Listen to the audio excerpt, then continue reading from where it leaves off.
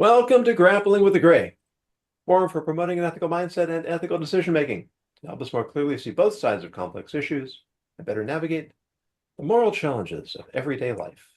I'm Rabbi Yonason Goldson, and I'd like to welcome my guest. With me today is Jeff Ikler, who is a certified executive career coach.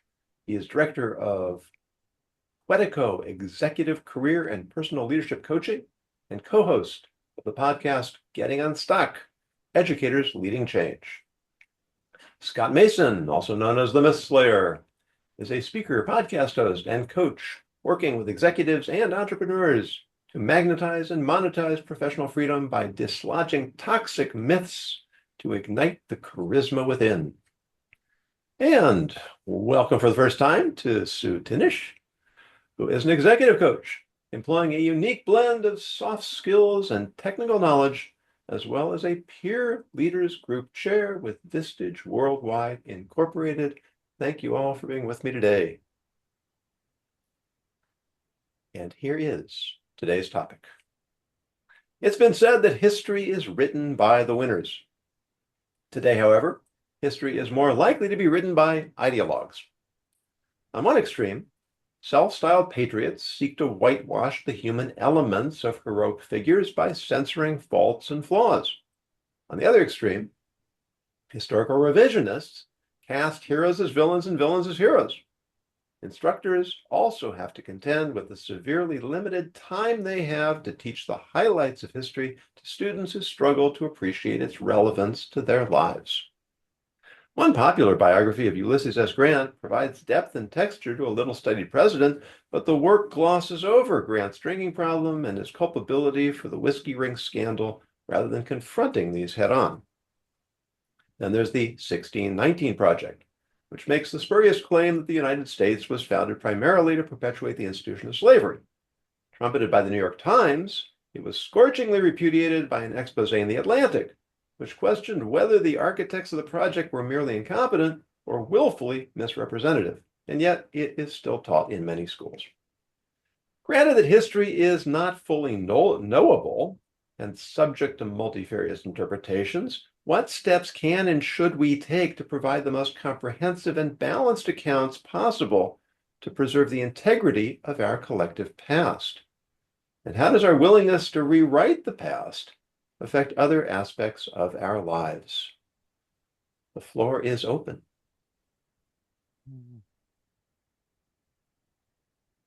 I'll start here.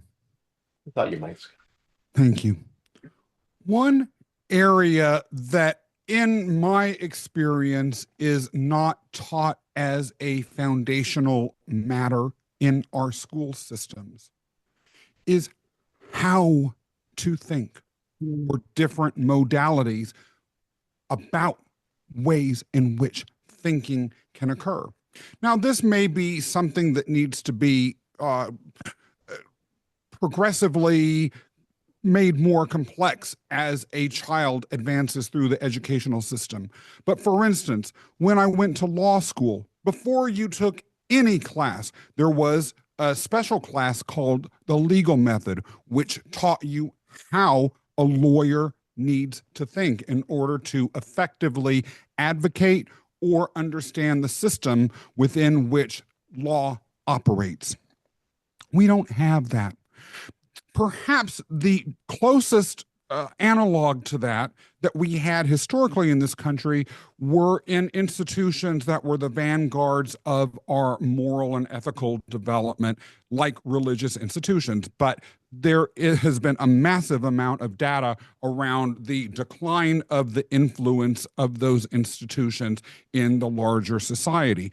What happens? Humans are intellectually, for a whole number of biological and other reasons, inclined to conserve energy, including brain and intellectual energy. And thus, that leads to a tendency, unless guided otherwise, to slip into laziness, which can be manifested in and through binary thinking, which leads to, in my eyes, exactly what you're talking about. So, are we ready or capable as a society of stepping back and even beginning to go underneath what you were asking and say, well, let's have a nuanced or comprehensive or layered look at history, or the ability to do that if we have not trained ourselves as a society to step beyond the most simplistic of intellectual approaches to the world that we live in. In other words, we should reject the black and white and grapple with the gray more often. To acknowledge that the gray exists from Mhm. the youngest age possible, and that we each have a responsibility to wade into it and throw it around. And And that you're right. responsibility, yeah, that responsibility is even more important in today's world, because the democratization of information means that people are inundated with lots of information from a variety of sources, some that are trusted, some that are not. And so that need to ascertain what's the difference between an observation, what's the difference between a fact. And I think, in addition to critical thinking, Scott, I would add that we just need to learn to listen better, because you now have history being represented by many different perspectives, and those multi dimensions require that not necessarily that you always agree, but that you at least hear the person out and understand that they're coming from a completely different perspective than you possibly, and thinking about that perspective, thinking about it critically, but first of all, also listening to it. Social media has certainly made this even more challenging because of the information feeds that we all receive in our daily lives, young and old. So, my perspective here, I worked in the textbook industry for about 40 years, and I was responsible for creating a number of U.S. history textbooks. And the way states have set up their curriculum for United States history, at least when I was working in this, and that was years ago, was they had a number of standards that kids had to learn. It was very content based. There were some skills that kids were supposed to learn, but it was very content based. I used to refer to it as a romp through the chronology of 200 plus years of American history, because, I would say to my kids, buckle up, all right? Because we're going to start in the 1600s or the 1400s, or we're going to try to get as far as we can. What suffered, I think, in that is something that both of you mentioned, and I couldn't agree any more with you, that as an old history teacher, because I used to teach high school history, I gradually came to the conclusion my job was not to teach the content, it was to help kids learn how to think. And the content became a vehicle for that. But what I wanted them to do was to be able to weigh different interpretations. And Sue, to your point, to listen, Scott, to yours about being more critical thinkers in reaching conclusions on their own. When the United States went through a reform a few years ago, the Common Core came out for mathematics and language arts. There was a parallel exercise for science and history, and in history it was how to think like a historian, which I thought was really an interesting thing, because historians are supposed to be weighing all this different evidence, and then obviously they apply different conclusions to it. So I'm not sure where that is, how it landed, if that's what's being done today. But I think we have a real lack of ability on the part of the general citizenship population to be able to look at this plethora of information, Sue, as you pointed out, and to weigh what's really valid here. What should I be listening to? What can I glean from this? Because we're so conditioned to looking at 288 characters or just little sound bites or headlines that we're losing our ability to think. Scott, as soon as you mentioned critical thinking, I remembered one of the stories I tell frequently from my teaching days. That extremely bright, I think she was a junior in high school, and I relied heavily on Socratic method. I was always asking questions to show students that they could often find their way to the answers on their own. And at one point, she calls out in exasperation, why can't you just tell us the answer? Oh, absolutely. Yeah. And of course, it's so much easier to let someone feed you the information. But to your point, Jeff, you can't have opinions without information because they're not built on anything. But if all you have is information and no processing and no context, I mean, that can be dangerous because then you can take that information and misapply it in all kinds of ways. When I think many students think about history as just dates and events, and the Yeah. reality is that we have an opportunity to take the wealth of of mankind's experience and actually draw some lessons from it. And so it's really much richer than just thinking about memorizing the order of presidents. And certainly when I went to school, which was a long time ago, there wasn't any perspective other than pretty much a European white male perspective that was offered through history. And as I've grown up and matured and continued to learn and study, it's just fascinating to me to hear about views from immigrants, from women, from African American communities, all different kinds of folks that have a very different view of how things occurred and what happened. I have to, though, in response to that, and circling actually back to your earlier response, Sue, ask us each for honest reflection on this question. I agree when you said we have to be able to listen, but to listen, we also have to be able to be hurt, especially if what we're hearing challenges something that we're emotionally invested in. And I'm going to give two sort of opposite ends of the spectrums examples of how this might play out in the context of history. So I was in a class once, actually it was in Chicago, and the instructor pointed out that there were certain institutional elements of our society that we take for granted as being just, and that were in fact, at least ostensibly, set forth as furthering justice, that actually were rooted in racism and slavery. And she made a very, very compelling argument to that effect. And there were certain white individuals in the class who disagreed with it, and their response to hearing this argument, once they realized they couldn't continue forth with it credibly, was to burst into tears, to such an extent that the class wasn't able to continue, and they felt that they had been very deeply hurt by, in their eyes, being accused of racism by the teacher, all this sort of stuff. It was a nightmare. On the other hand, and I say this as someone whose entire life function is to discuss Greek myths as the great leadership and executive coaching modality that they are. I've been in situations in which people have insisted that the ancient Greek gods and goddesses, or the people who were Greek that lived in Egypt, like Cleopatra, were actually African or Black. Cleopatra was not Black. She was Greek. Athena was not Black. She was envisioned as a Greek woman. And I have seen people literally stomp out of classes and trash people in forums in which educators are evaluated because they didn't like that fact. They could not stand the truth because it hurt them to hear it.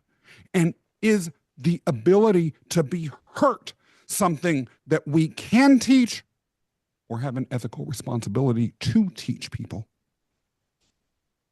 Well, if something's true, to what degree should I be hurt by it? Now, I'm not talking about things like malicious gossip, which is all kinds of prohibitions in Jewish law against it, particularly where it's true, and then all the more so where it's fabricated. But in the proper context of it, and what you're describing, Scott, I mean, I remember when I think it was the Israeli actress Gal Gadot was cast as Cleopatra. And I remember this exact issue. There was this outrage because she's not Black. Yeah. And as you say, neither was Cleopatra. Yeah. So this investment in feelings, and it was continued to be an issue even after that fact was publicized, because feelings were trumping reality.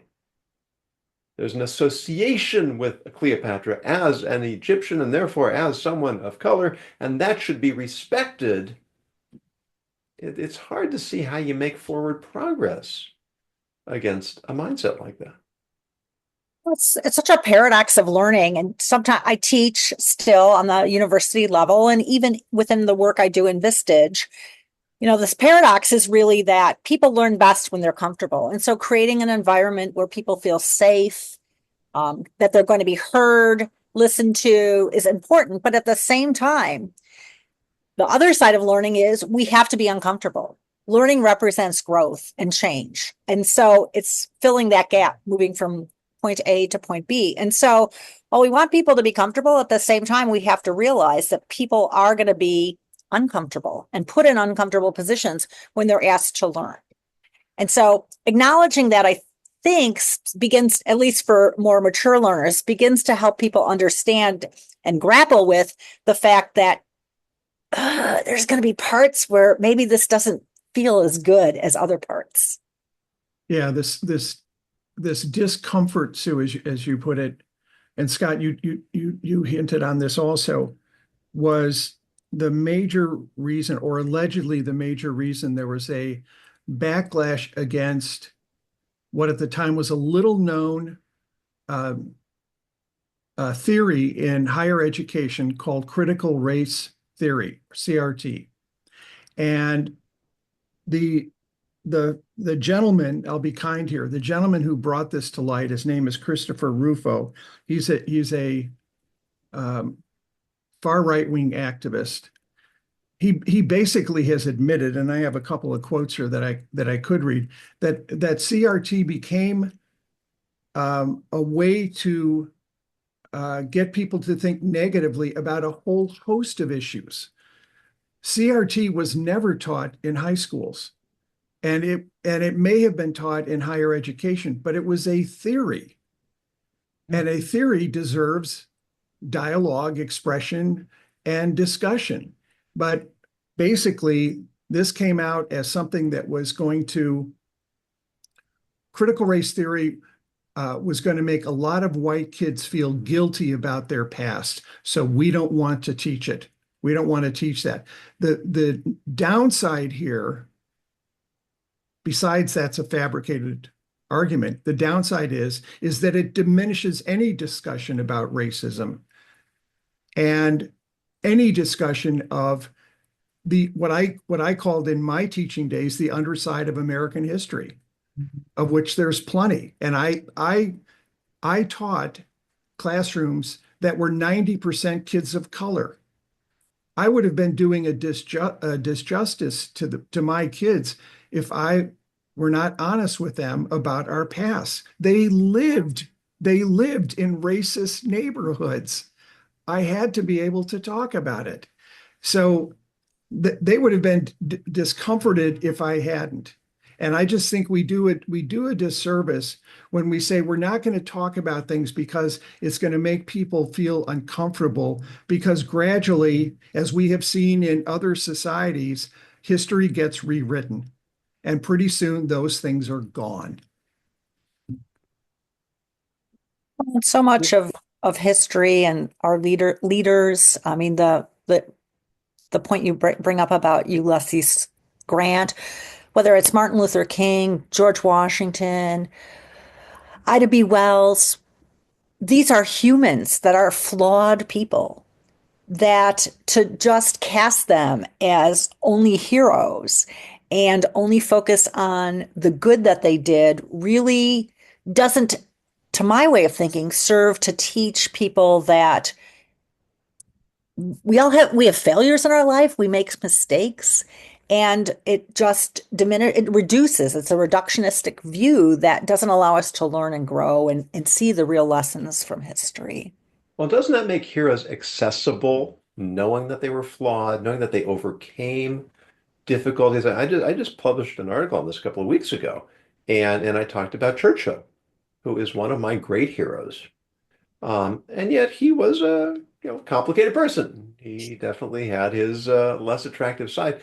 And I got an email from a reader who was absolutely incensed that I dared to suggest that there was anything not pristine about Churchill's character. And I went back and forth a few times, but I said, I think you missed the point of my my article. I got absolutely nowhere. He was determined in his point of view, and uh, we actually this is a problem, or let's say an issue in the Orthodox world. We publish biographies of our great Torah leaders, and there's a lot of debate about the unwillingness to make them human. Mm. Because if I read about someone who at 3 years old, he was already memorizing tractates it was showed this angelic spirit from the time he was a little boy. Okay, that's nice. What does that got to do with me? How am I going to be inspired to try to be more than I am if I'm not born that way? It's just not dealing in reality. I have a more recent example. There's someone who I was a business associate with for many years who was a huge Ruth Bader Ginsburg fan. And when she passed away, he was very, very upset. He was concerned about her legacy being lost because of who her likely successor would be and who that successor ended up being. And I made the quote unquote mistake of pointing out, well, that really, if she really cared that much, she would have resigned when everyone was pressuring her to do that. And she didn't do that. And that was because allegedly she believed that Hillary was going to win. She personally thought that, and therefore she personally wanted to have, be there and have her successor appointed by a particular candidate. And that's a little bit hubristic to just assume that that would happen when your entire legacy is at stake. And this person became very angry at me. There is nothing about Ruth Ginsburg that isn't loved. There's nothing that isn't powerful. There's nothing that isn't beautiful. Did you see that documentary, The Incredible RGB? And it was actually an openly hostile response. What I said to him is something that I very strongly feel. In order to be a hero in whatever way that you're talking about, or to be someone worthy of a biography, you have a strong inner light, an inner bright, but those that have that have just as strong of an inner shadow. And that inner shadow and its interplay with the light and how that person manages and what they do with it ultimately can contribute to their greatness in a positive sense. Of course, if it's not managed, it can come out in a negative way.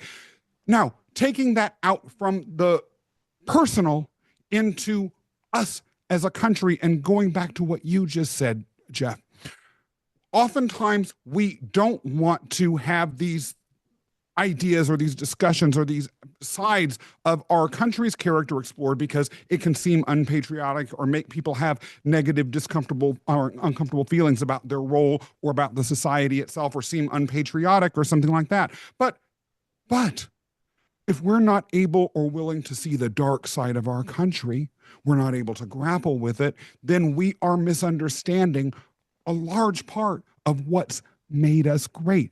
As the failure to contend with the darkness within the individual limits the impact of that individual, so does that failure on a cultural level for us to address that, move forward. But so my question again back is, do we have an ethical obligation to wade into the dark side of ourselves as members of an entity that has a national character?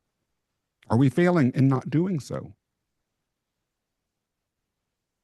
I think a lot of it too is finding that balance point, which is how we kind of introduced and framed the whole topic, because there are those who want to go so far to the other side that they negate all the good. I mean, there is so much to be proud of about the United States. I mean, you study the early days of the country and the idealism of the founding fathers and how they risked everything. They could have lived out very comfortable lives They were mostly wealthy men. They were influential, and they could have just gone with the system, and they wouldn't have been terribly affected by global injustice. And yet they risked it all for these ideals. And to find that balance, the unwillingness to say, yes, let's look at the dark side. Let's integrate it into our understanding. And let's not let it eclipse all the greatness that's there. It's like so much in our society that has become polarized.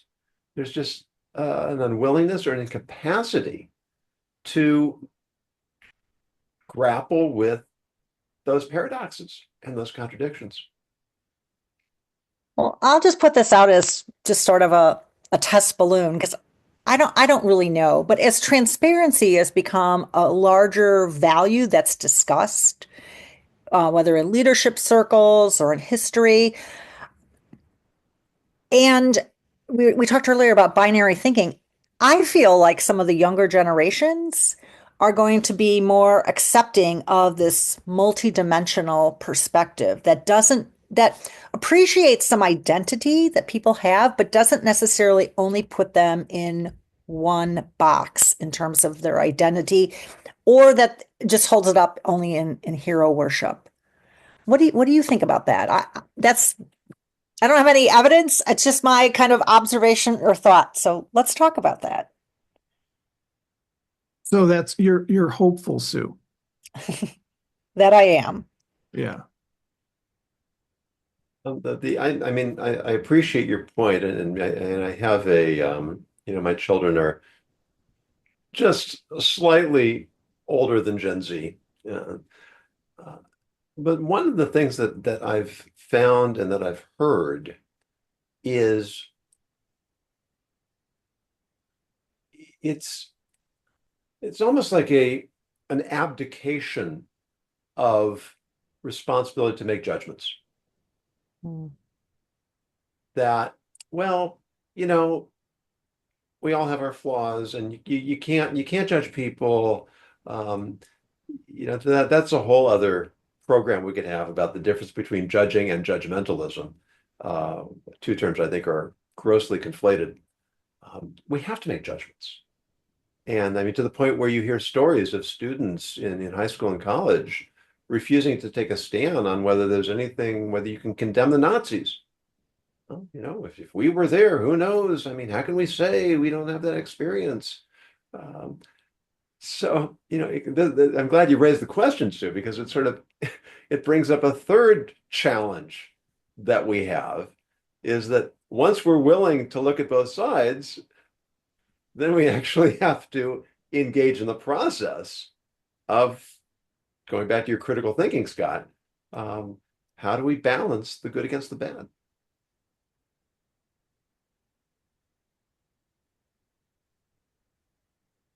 Yeah, very interesting.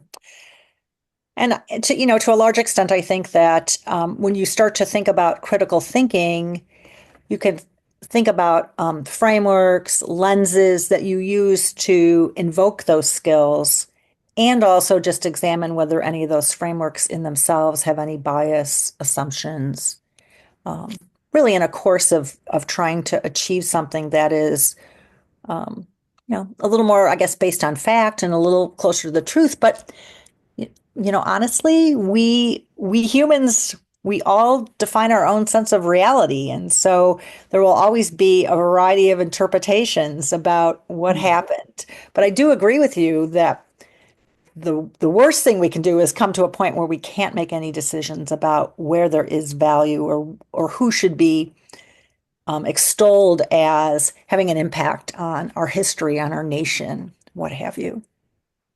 I do then think that we would need to make a cultural shift, and a strong cultural shift, in which not only do we tolerate those that engage in difficult thinking and put themselves out there at risk of being hurt or of pushing boundaries of discussion, as opposed to rejecting them or just automatically, reflexively subjecting them to attack. I read an article in the wake of, so for those who are going to be watching this as a legacy matter 5-10 years from from today. This is being recorded in December of 2024 in the wake of the recent shooting of a health insurance company CEO on the street, allegedly, from the best of our knowledge, by someone who at least had a grudge against the operations of this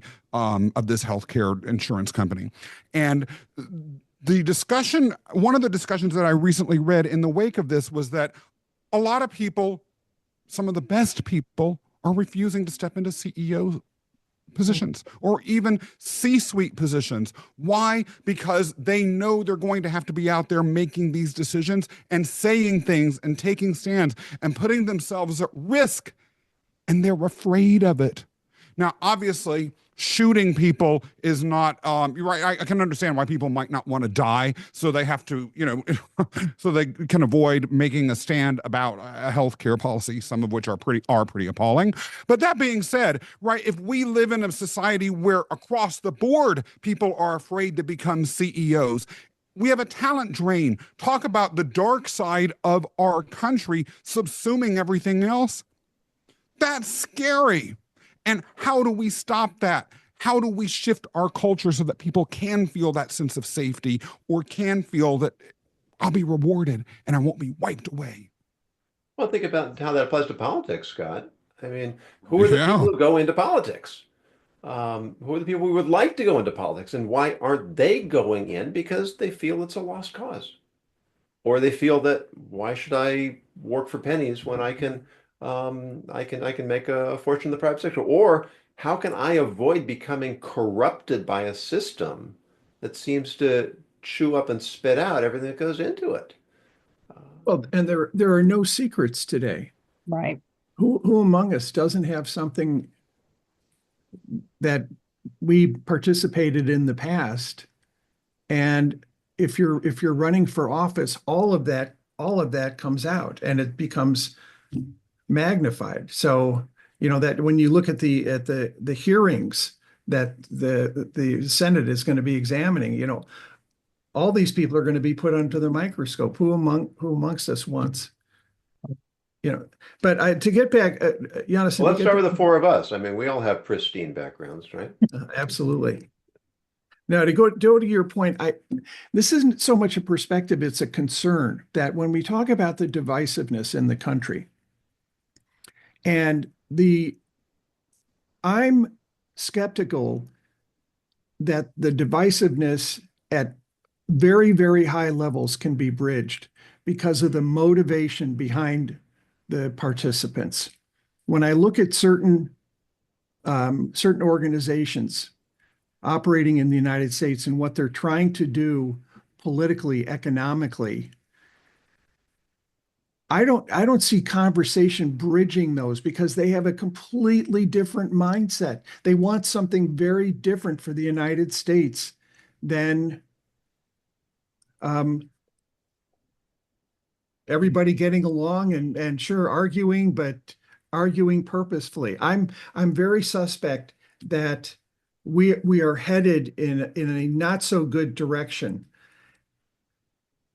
And I don't want to dig too deeply in that, but I'll leave it there. Well, I think it's an important point you're making, and I wanted to bring it in earlier that so much of education has become political. It has to be a particular agenda, and I certainly believe that the extremes have hijacked the narrative. I think it's a terrible problem of our primary election system that fosters extremism. So we get two candidates. I mean, I haven't voted for a primary candidate in the last several election cycles.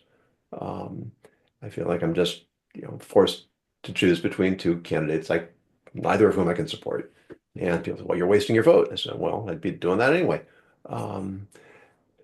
But yeah, how can we teach critical thinking if we don't agree on what we should be thinking or how we should be thinking? How can we teach values? I have a colleague who says, why don't they teach ethics in school? I said, I can understand perfectly well why they don't. Because whoever designs the curriculum is going to come under fire. There you go. There from you go. everybody else. It's why you have new, I mean, you have conservative colleges cropping up because conservatives are so frustrated with the environment on so many campuses. But are they going to do a better job of being even-handed, or are they just going to be doing the same thing on the other side? Yes. You mentioned the 1619 project earlier. And in response to that, one of these small conservative colleges started something called the 1776 curriculum. And when you read it, it's not doing anything what the four of us have talked about. It's not trying to engender critical thinking. It's trying to remove thinking and tell kids what to think, not how to think, but what to think. And it was done in response to a couple of things. One being they didn't like the 1619 project. So rather than put that up for public discussion, they created their version of US history, which is this very, very sanitized version of our past. And that's what makes me skeptical that we can actually bridge this, because that's not what their goal is. I remember when I was much younger, and my parents had some friends over, and I was in probably college, and I had only recently learned about the internment camps for Japanese citizens in this country for during World War II, and you know they were not concentration camps by any means, but they certainly were not nice places, and they were definitely unconstitutional. And I brought up that topic, and to see my parents' contemporaries get so defensive, you know, you don't understand what it was like, you have to understand the times. Well, that's true, you do, to understand how it happened. And maybe even at the end, have a little grace of how it could have happened, but still be willing to say this was wrong. Well, show me the Italian internment camps for people of Italian descent. Show me the German internment camps for people of German descent. There weren't. Yeah. The other thing they don't know about the Japanese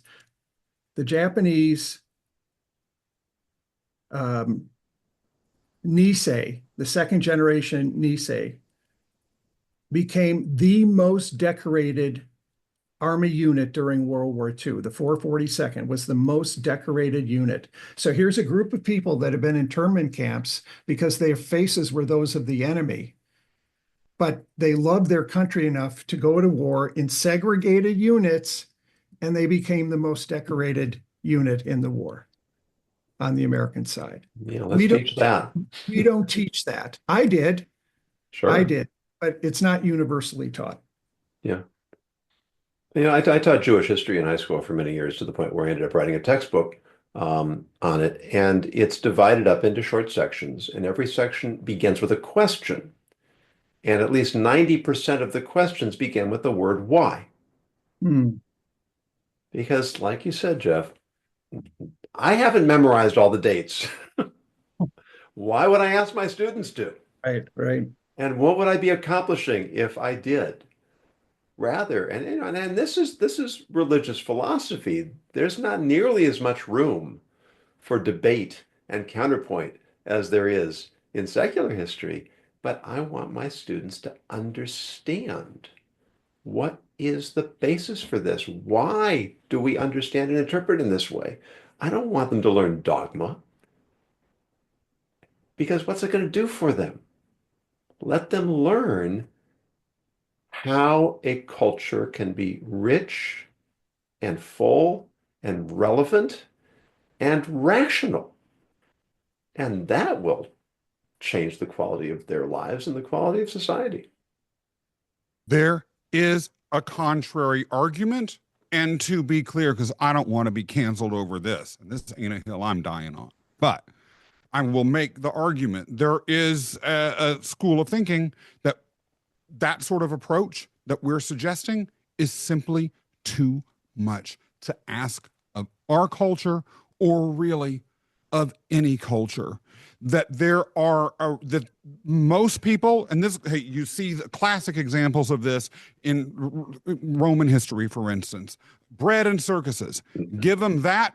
That's what people want. That's what people are capable of outside of a small minority. And expecting people to be anything other than that is more than is possible. There was a book, and I'm not going to stand by this book as the only source of this, or even my saying what I'm about to say about it is definitive, but there was a book in, I think, the 90s, In Defense of Elitism. And basically it said, look, not everyone, in fact, the majority of people simply are never going to engage. There will always be within a population, and this may have been in other sources that I read around the time or since, that is excited about thinking for themselves, wants to think for themselves, and will engage in that no matter how much it's suppressed or given any opportunity. But most people won't.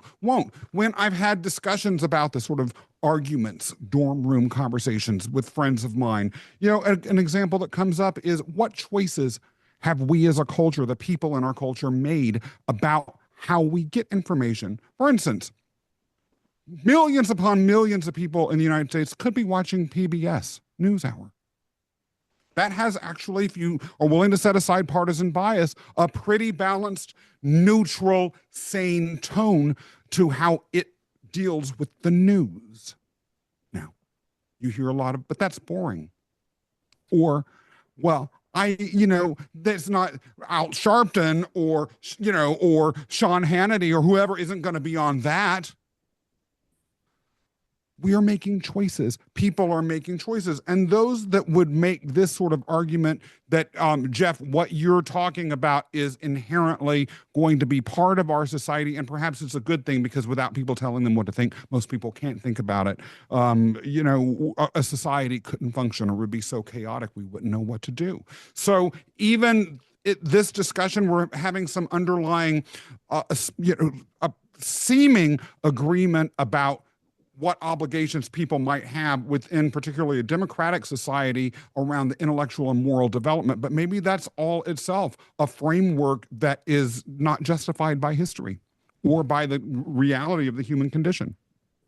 Well, and especially the reality of modern media, where all of these platforms are designed to push us into more and more extreme content, because that's what gives us the dopamine buzz that keeps us watching so they can sell us to their advertisers. We've rigged the system against ourselves. Right. And what you're describing, Scott, is really the self-discipline that we need to recover. And how to go about that is going to be a yeoman's job. We're going to wrap up the first segment here. There's a topic I want to introduce in the next segment that I just learned today. It's called the Tiffany effect, or the Tiffany problem. So if you are a premium member, you'll be able to find that. And if you're not, please go to my Substack and feel free to sign up. Other than that, thank you for your attention. Thank you all. Jeff Ikler, Scott Mason, Sue Tinnish, wonderful conversation. Trying to practice what we preach by looking at all the different angles and promote more of the same for a healthier society. For those of you who are watching or listening, if you have a topic you'd like us to take up, please go to my website, ethicsninja.com, use the contact information, submit your idea. If it's compelling, we will use it for a future program. And until then, as always, we encourage you to continue always grappling with the gray.